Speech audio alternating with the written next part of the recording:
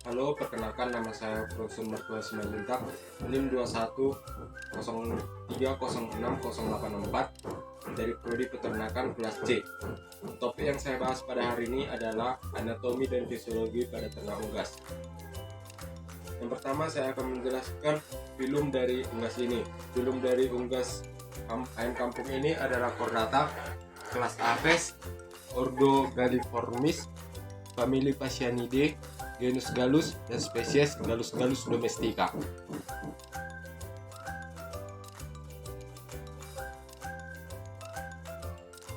Saya akan menjelaskan bagian samping dari tubuh unggas ayam kampung betina ini.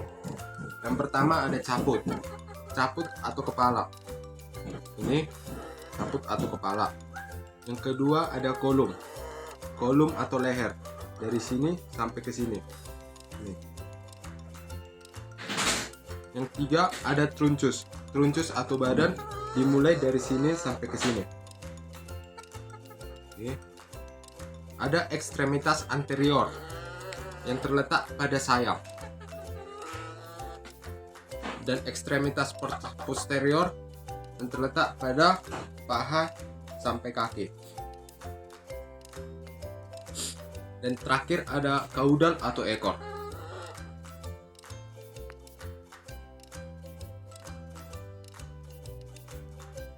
Selanjutnya saya akan menjelaskan struktur dari caput, fungsi dari cervix, dan struktur apa saja yang dimiliki oleh truncus atau badan. Yang pertama caput. Caput terdiri dari 6 bagian. Yang pertama ada rostrum atau paruh. Ini ada rostrum atau paruh yang terdiri dari 2 bagian, yaitu maksila dan mandibula. Maksila adalah rahang atas dan mandibula adalah rahang bawah. Selanjutnya saya akan menjelaskan tentang nares anteriores atau lubang hidung.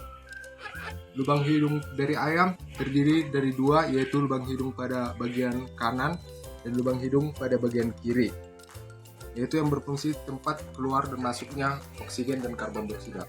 Selanjutnya ada organovisus atau indera penglihatan.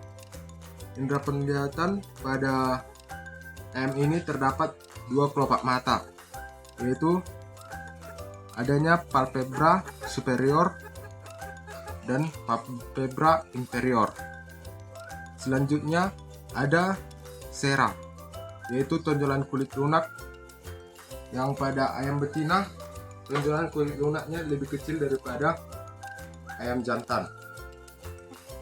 Setelah itu ada porus acousticus externus atau indera pendengaran, yang pada ini ditutupi oleh bulu-bulu halus. Di dalamnya terdapat membran timpani yang berfungsi untuk mencek suara atau getaran.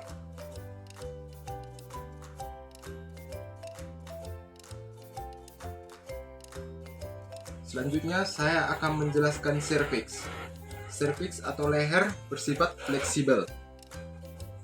fleksibel dan fungsinya yaitu menghubungkan caput atau kepala dengan truncus atau badan. Selanjutnya saya akan menjelaskan truncus atau badan. Truncus atau badan terdiri dari memiliki 2 pasang ekstremitas, yaitu ekstremitas anterior, yaitu bagian sayap, yang terdiri dari 1 pasang, yaitu sayap kanan dan sayap kiri. Setelah itu ada ekstremitas posterior, yaitu terdiri pada bagian paha sampai kaki. Dan pada bagian kaudal atau ekornya terdapat uropygium. Dan pada uropygium ini terdapat papila berlubang. Dan papila berlubang ini terdapat cairan minyak yang berfungsi meminyaki bulu-bulu yang ada dekat kaudal ini. Dan cairan itu diproduksi oleh glandula uropygialis.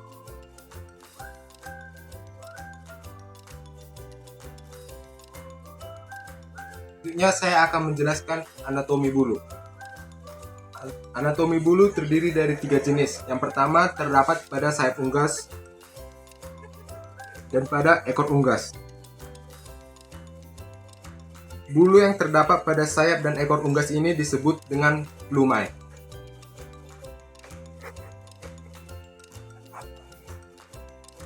Ini adalah plumai. Plumai terdiri dari 3 bagian. Yang pertama ada kalamus atau kuil, yaitu fungsinya untuk menancapkan bulu kepada folikel kulit. Yang kedua ada rakis atau shaft yang berfungsi untuk penyokong dari vexillum atau vein. Selanjutnya ada vexillum atau vein, yang nama lainnya juga yaitu bendera bulu, yang disusun oleh barbai, dan percabangan dari barbai disebut dengan burbulae. Fungsi dari plumai ini yaitu sebagai pelindung terluar bagi unggas dan untuk memberi bentuk pada unggas. Selanjutnya saya akan menjelaskan plumulae. Plumulae terdapat pada bagian dada dan bagian perut pada unggas.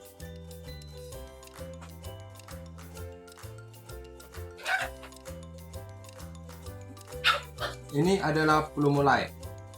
Plumulae memiliki struktur yang sama dengan plumai, tetapi ukurannya lebih kecil dari plumai, dan fungsinya yaitu untuk mengurangi keluarnya suhu pada badan unggas.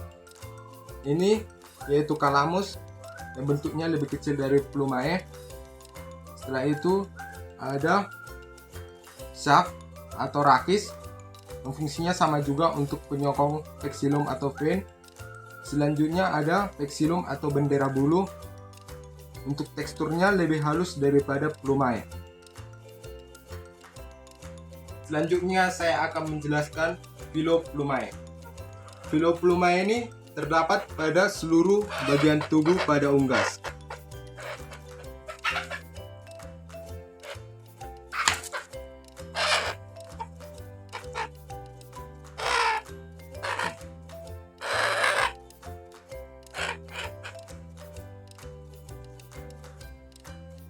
Ini adalah filoplumae. Bentuknya lebih halus daripada plumae dan plumulae. Bentuknya seperti rambut dan fungsinya masih belum diketahui.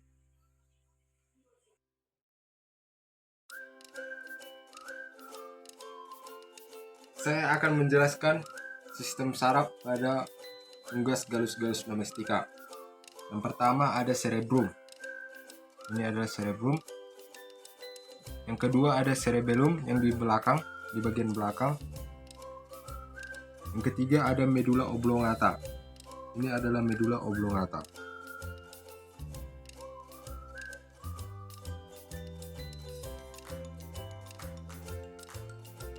Selanjutnya saya akan menjelaskan digestoria unggas Gallus domestica.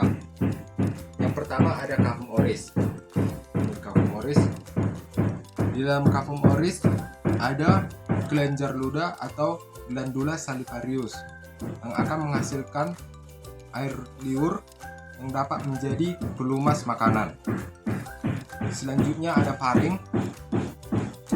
Di dalam faring terdapat katup yang dapat menutup saluran pernapasan pada saat unggas makan agar tidak masuk ke dalam saluran pernapasan unggas. Selanjutnya ada esophagus. Esophagus ini memiliki gerakan peristaltik yang dapat memasukkan makanan dengan gerakan itu ke dalam krop atau tembolok. Ini adalah krop atau tembolok. Krop atau tembolok ini memiliki keistimewaan karena memiliki keelastisitasan yang tinggi yang dapat menampung makanan sebelum masuk ke dalam proventriculus. Ini adalah proventriculus. Sebelum masuk ke dalam proventriculus, dia akan masuk ke dalam proventriculus. Dan ini adalah ventriculus. Di dalam ventriculus ini terdapat enzim-enzim yang tercampur ke dalam makanan sebelum masuk ke dalam gizzard. Ini adalah gizzard atau ventriculus muscularis. Ventriculus muscularis ini atau gizzard ini merupakan pengganti mulut pada ayam. Karena di dalam gizzard ini berfungsi untuk menghaluskan makanan beserta dengan batu-batu kerikil yang akan menjadi mineral bagi unggas itu. Selanjutnya kita akan memasuki intestinum tendium. Yang pertama ada duodenum. Duodenum ini berfungsi mengumpulkan makanan atau hasil-hasil yang telah dihaluskan oleh gizzard atau ventriculus muscularis dan akan dilanjutkan ke dalam jejunum. Selanjutnya ada jejunum.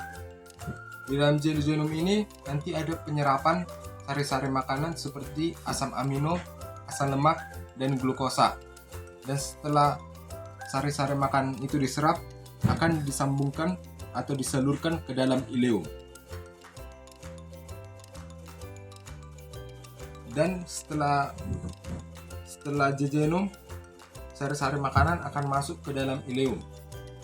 Di ileum ini fungsinya juga tidak jauh beda di dalam jejunum, yaitu juga menyerap sari-sari makanan dan akan disalur, dan sisa-sisa makanan yang telah diserap itu akan disalurkan ke dalam usus buntu atau sekap. Ini adalah usus buntu atau sekap. Usus buntu dikatakan seka karena terdiri dari dua. Jika terdiri dari satu, dikatakan menjadi sekung.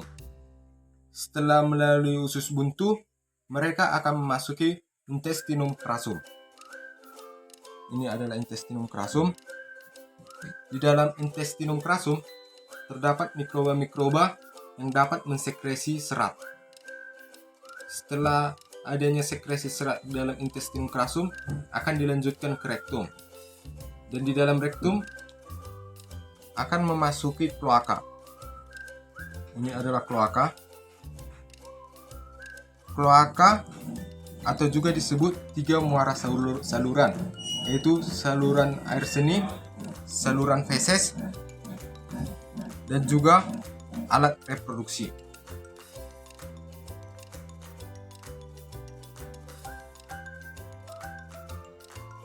Saya akan menjelaskan organ pencernaan tambahan pada Gallus domestica. Yang pertama ada pankreas.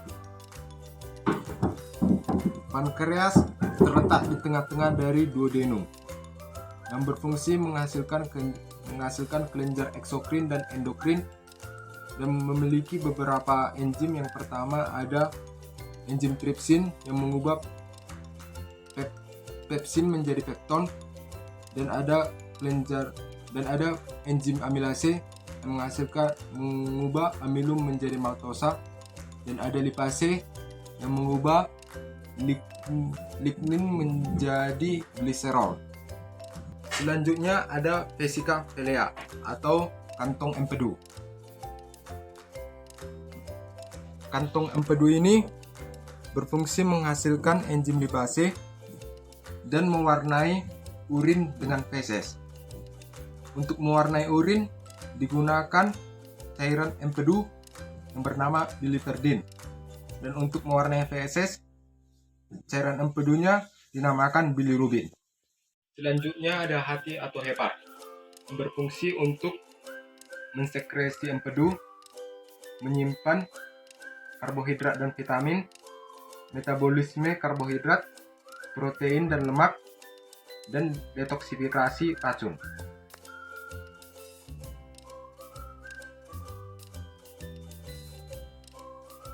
Saya akan menjelaskan sistem sirkulasi pada Gallus domestica. Yang pertama dimulai dari nares externus. Setelah itu masuk ke dalam nares internus. Setelah masuk ke dalam nares internus, masuk ke dalam cavum oris. Setelah masuk ke dalam cavum oris, masuk ke dalam glotis yang terdiri dari rima glotis dan epiglotis. Setelah masuk dari glotis, lanjutkan ke dalam laring. Setelah selesai dari laring, maka oksigen akan masuk ke dalam bronchitus trachealis. Bronchitus trachealis dan bronchitus trachealis ini terdiri dari bronchus dexter dan sinister. Dan setelah itu masuk ke dalam pulmo atau paru-paru.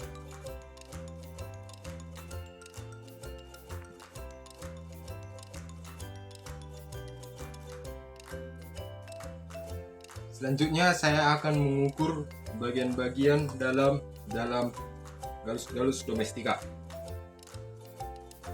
Pertama, saya akan mengukur paru.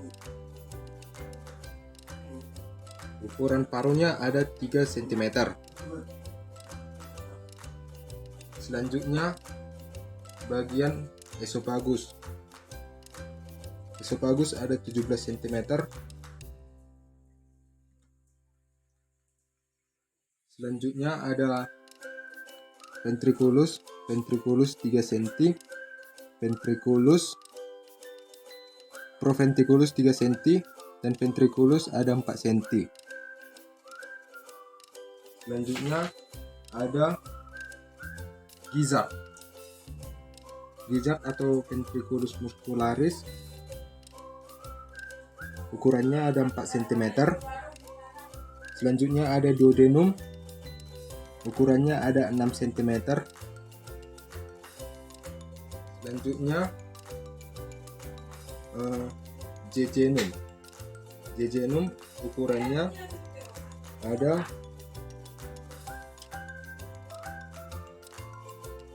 26 cm. Dan ileum ada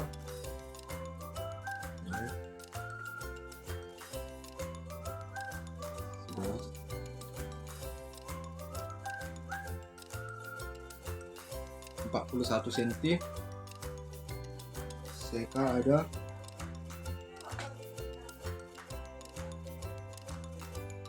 18 cm. Dan untuk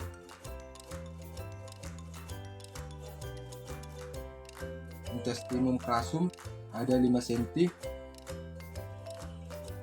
Dan untuk rectum ada 2 cm.